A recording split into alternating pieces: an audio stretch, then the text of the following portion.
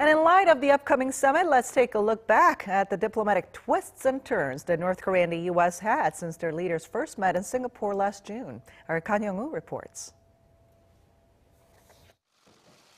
On June 12, 2018, the world witnessed what many had once considered impossible, a face-to-face meeting between a North Korean leader and a sitting U.S. president. At the historic summit in Singapore, Kim Jong-un and Donald Trump agreed to establish new relations for peace and prosperity. Pyongyang reaffirmed its commitment to work toward complete denuclearization in exchange for security guarantees from the U.S. The two leaders also agreed to the repatriation of the remains of American soldiers killed during the Korean War. Following the Singapore summit, President Trump announced the U.S. would suspend joint military drills with South Korea, which have been frequently criticized by the North. As a result, large-scale exercises have been put on ice while small drills continued. Pyongyang responded by sending back 55 cases believed to contain the remains of U.S. troops killed during the Korean War.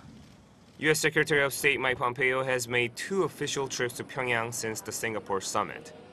Pompeo's first visit last July was largely viewed as a failure as North Korea condemned the U.S. delegation for making gangster-like demands of the regime's denuclearization. But Pompeo's next trip in October was better than the first, indicating some progress was being made. After the remainder of 2018 did not see concrete steps taken towards the North's complete denuclearization, President Trump met in January with North Korean officials at the White House.